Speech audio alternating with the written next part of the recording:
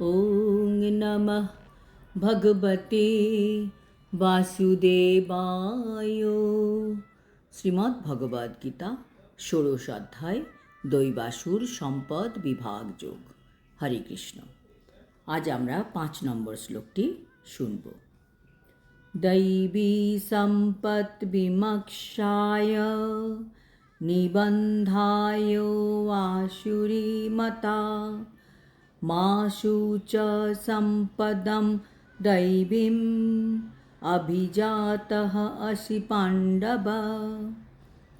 অনুবাদ: দৈবী সম্পদ মুক্তির অনুকূল, আর আসরিক সম্পদ হচ্ছে বন্ধনের কারণ বলে বিবেচিত হয়।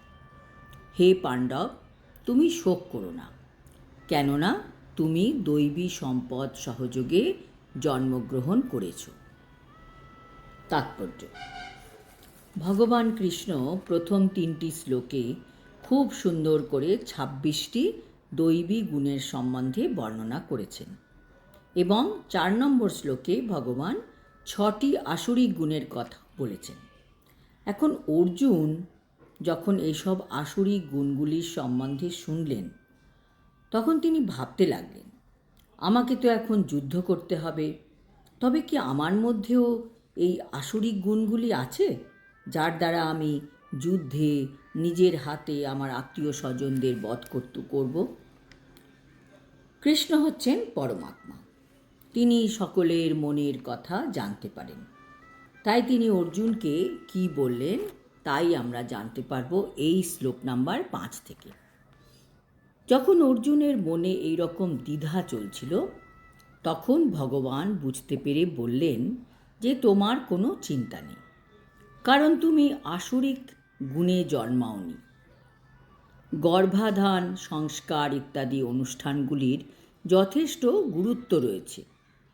কৃষ্ণ অর্জুনকে বলছেন, তুমি দৈব গুণ সমন্বিত, কাজেই তোমার কোনো চিন্তা নেই। এখানে কৃষ্ণ বলছেন দৈবী গুণগুলি মানুষকে মুক্ত হতে সাহায্য করে, জন্ম মৃত্যুর বন্ধন থেকে মুক্ত হতে সাহায্য করে।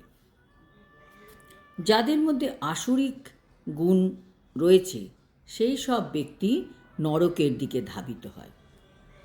তারা এই দুঃখালয়ে বদ্ধ অবস্থায় জীবনের পর জীবন কাটাতে থাকে।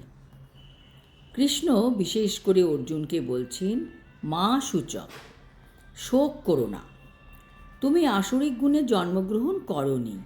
তার কারণ কি? কারণ হচ্ছে অর্জুন প্রথম থেকে একজন শুদ্ধ ভক্ত, যিনি কৃষ্ণের প্রতি সম্পূর্ণ আত্মসমর্পণ করেছেন। আসরিক গুণে যে অর্জুনের জন্ম হয়নি সেই কথা বলে শ্রীকৃষ্ণ তাকে উৎসাহিত করেছেন। সেই যুদ্ধে তার যুক্ত হওয়ার কারণ আসরিক ছিল না, কারণ তিনি অনুকূল ও প্রতিকূল যুক্তিগুলি বিবেচনা করে দেখছিলেন। তিনি বিবেচনা করছিলেন ভীষ্ম ও দ্রোণের মতন সম্মানীয় পুরুষদের হত্যা করা ঠিক হবে কিনা। সুতরাং তিনি ক্রোধ, দম্ভ অথবা নিষ্ঠুরতার দ্বারা প্রভাবিত হয়ে কর্ম করছেন না তো, তাই তিনি আসরিক গুণসম্পন্ন ছিলেন না। ক্ষত্রিয়ের শত্রুর উদ্দেশ্যে বাণ নিক্ষেপ করা দৈব বলে এবং তার এই কর্ম থেকে নিরস্ত্র হওয়াকে আসরিক বলে মনে করা হয়। ক্ষত্রিয়ের কাজ হচ্ছে যেখানে যুদ্ধ করার প্রয়োজন সেখানে যুদ্ধ করতে হবে। সুতরাং অর্জুনের শোক করার কোনোই কারণ ছিল না। যিনি জীবনের বিভিন্ন বর্ণ এবং আশ্রমোচিত আচরণ করেন, তিনি দিব্য স্তরে অধিষ্ঠিত হন। কাজেই শাস্ত্রের বিধিনিয়ম মেনে যদি আমরা চলতে পারি, তবে আমরা এই বদ্ধ জীবন থেকে মুক্ত হতে পারব। এই কলিযুগে শাস্ত্রের সব নিয়ম মেনে চলা অনেক সময় সম্ভব হয় না।